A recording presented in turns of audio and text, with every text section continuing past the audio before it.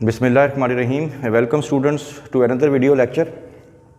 और आज काफ़ी दिनों के बाद आपका नेक्स्ट लेक्चर स्टार्ट होने जा रहा है। कुछ ज़ाती मसरूफियात की वजह से लेक्चर अपलोड ना हो सका, तो आज से इंशाअल्लाह ताला कंटिन्यूएशन में लेक्चर अपलोड हो जाएंगे।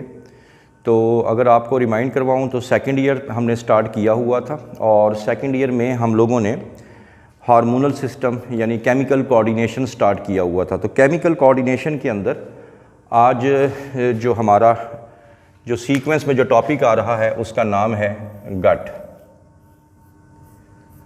अब गट बेसिकली क्या है, पहले तो ये समझ लेते हैं। गट जो है ये हमारे मुंह से लेके यहाँ जो एनस तक का जो पाइप है, इसको हम लोग जो है वो बोलते हैं गट, यानी वो पाइप, वो ट्यूब जो माउथ से स्टार्ट हो रही है और एंड कहाँ पे हो रही है, एनस पे जाके, तो इसी को ही हम लोग गट बोलेंगे। अब ये जो गट है, गट के बारे में इसका एक हार्मोन्स के हवाले से इसका इंट्रोडक्शन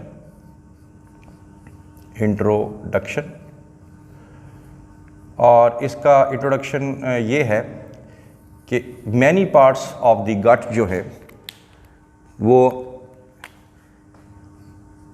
मैनी पार्ट्स, बहुत से हमारे गट का जो पाइप का जो हिस्सा है वहाँ पे बहुत से टिश्यूज़ ऐसे हैं, सेल्स ऐसे हैं जो एक्ट करते हैं, एक्ट एज एंडोक्राइन सेल्स और टिश्यूज़। यानी कहने का मतलब ये है कि ये जो सेल्स हैं ये हार्मोन्स प्रोड्यूस करते हैं गट से रिलेटेड। तो ये आप लोगों ने सबसे पहले बता देना है। इसमें आपके कोर्स के अंदर सीक्वेंस में अगर हम लोग चलें तो सबसे पहला जो हार्मोन जो गट से रिलेटेड है उसका नाम है गैस्ट्रिन। तो गैस्ट्रिन जो है आपके कोर्स के मुताबिक ये एक हार्मोन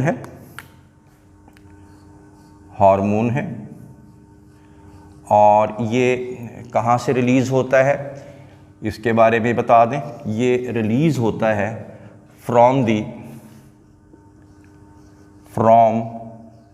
स्टमक वाल्स,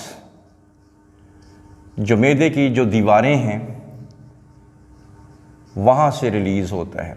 अब मैदे की दीवारें तो बहुत ज़्यादा हैं। अब मैदे की दीवारों में स्पेसिफाई कौन सी जगह है, आपने बताना है पाइलोरिक रीजन।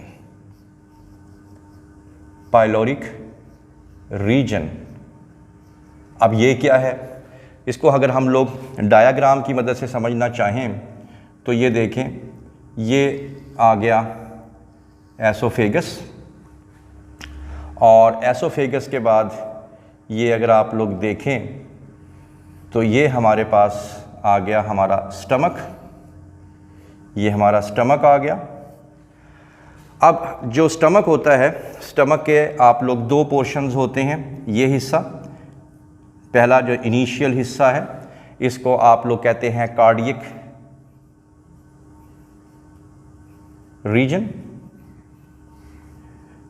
रीजन इस वजह से क्योंकि ये हार्ट के करीब होता है। और इस हिस्से को जो कि ड्यूडेनम के बिल्कुल यानी अगली ट्यूब जो है स्मॉल इंटेस्टाइन के बिल्कुल वहाँ पे एंट्री देता है, और इस हिस्से को हम लोग बोलते हैं पाइलोरिक रीजन। अब ये जो पाइलोरिक रीजन है, यहाँ से ये जो हार्मोन है यहाँ से ये रिलीज़ होता है।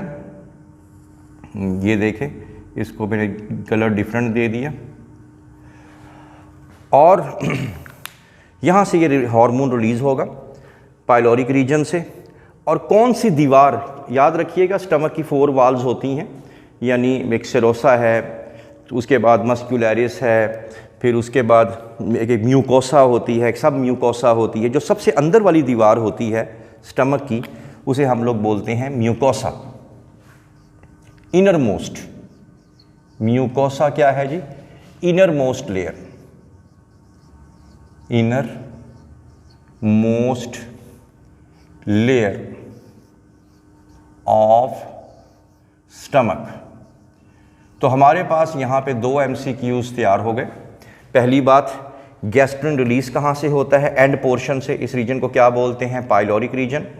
फिर आपसे पूछा जाएगा कौन सी दीवार इसको रिलीज़ करती है, तो आपने क्योंकि फर्स्ट ईयर में पढ़ा भी था, सबसे अंदर वाली जो दीवार है जिसको म्यूकोसा बोलते हैं वो इसको रिलीज़ करता है। यहाँ से गैस्ट्रिन जो है यहाँ से रिलीज़ होता है, इन दीवारों से गैस्ट्रिन। अब ये काम कैसे करता है और ये रिलीज़ क्यों होता है? तो अगर ये क्यों रिलीज़ होता है इसके बारे में देख लिया जाए तो मैं कहता हूँ वाई रिलीज्ड। ये क्यों रिलीज़ होगा? कोई आखिर वजह होगी, कोई स्टिमुलस होगा तो ये रिलीज़ होगा।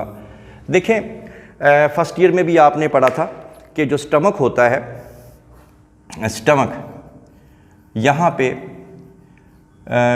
डाइजेस्ट होती है प्रोटीन, और प्रोटीन जो है यहाँ पे पार्शली डाइजेस्ट हो रही होती है। और आपने पढ़ा भी होगा फर्स्ट ईयर में कि पॉलीपेप्टाइड्स में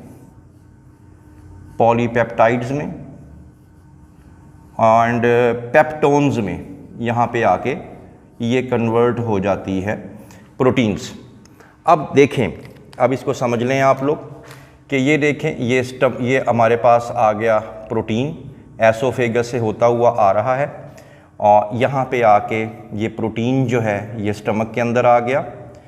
और जैसे ही, क्योंकि यहाँ पे प्रोटीन जो है वो डाइजेस्ट होना शुरू हो जाती है, और डाइजेस्ट होने के साथ जब ये प्रोटीन पार्शली डाइजेस्ट होती है तो ये हम यहाँ लिख देते हैं पार्शली डाइजेस्टेड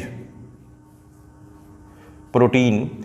और पार्शली डाइजेस्टेड प्रोटीन के अंदर क्या कुछ होगा, यहाँ पे पॉलीपेप्टाइड वगैरह भी हो सकते हैं। तो ये इसमें आपने बता देना है कि ये जो पार्शली डाइजेस्टेड प्रोटीन होती है, जैसे ही इसकी दीवारों को टच करती है, किसकी दीवारों को? पाइलोरिक रीजन के। तो इसकी दीवारें जो हैं यानी म्यूकोसा की दीवारें क्या प्रोड्यूस करती हैं? गैस्ट्रिन। और जैसे ही ये गैस्ट्रिन प्रोड्यूस होता है, और आपको बता चुका हूँ मैं कि हार्मोन हमेशा कहाँ चला जाता है? ब्लड में।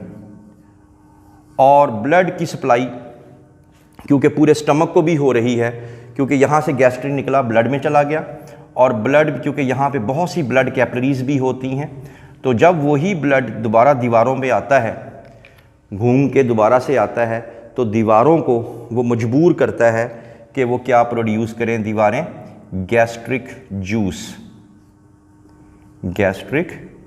जूस प्रोड्यूस करें।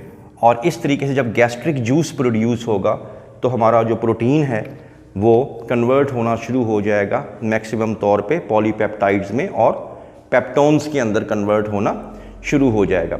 दोबारा सुन लें, प्रोटीन आने के बाद कुछ ना कुछ यहाँ पे एसिडिटी, HCl, और पार्शली यहाँ पे पहले भी थोड़ा सा गैस्ट्रिक जूस मौजूद होता है, म्यूकस मौजूद होता है। तो जब ये पार्शली डाइजेस्टेड प्रोटीन जो है वो दीवारों से टकराती है, लेकिन कौन सी दीवारों से? पहली बात पाइलोरिक रीजन की दीवारों से।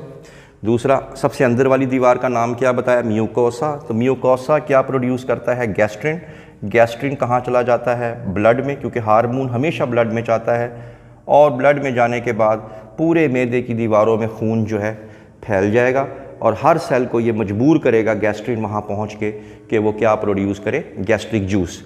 और इस तरीके से प्रोटीन डाइजेस्ट होना शुरू हो जाएगी।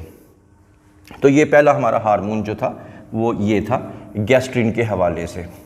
दूसरा जो हमारा बहुत ही एक इम्पॉर्टेंट हार्मोन है उसका नाम है सेक्रीटिन। तो सेक्रीटिन जो है, सेक्रीटिन ये भी एक हार्मोन है, और ये गट रिलेटेड हार्मोन है। इसी डायग्राम को अगर मैं कॉन्टिन्यूएशन में लेके आऊँ तो आपको बड़ा सिंपल सा मैं बता देता हूँ कि ये हमारा स्टमक था, और स्टमक के फ़ौरन बाद जो दीवार शुरू होती है वो स्मॉल इंटेस्टाइन की शुरू हो जाती है। जैसे ये देखें, ये स्मॉल इंटेस्टाइन की दीवार, और स्मॉल इंटेस्टाइन की जो पहली, क्योंकि स्मॉल इंटेस्टाइन के 3 हिस्से होते हैं, आप फर्स्ट ईयर में पढ़ चुके हैं, ड्यूडेनम, जियोजेनम और इलियम। तो ये बेसिकली ये है ड्यूडेनम, ये ड्यूडेनम आ गया। ठीक होगी बात। अब पहले तो MCQ में ये तैयारी कर लें इस बात की कि ये जो सेक्रीटिन है ये ड्यूडेनम से रिलीज़ होता है। ये एक और MCQ हो गया। तो गैस्ट्रिन स्टमक की दीवारों से और स्क्रीटिन जो है वो ड्यूडेनम की दीवारों से। लेकिन इसको कैसे पता चलता है कि मैंने अब ये रिलीज़ करना है?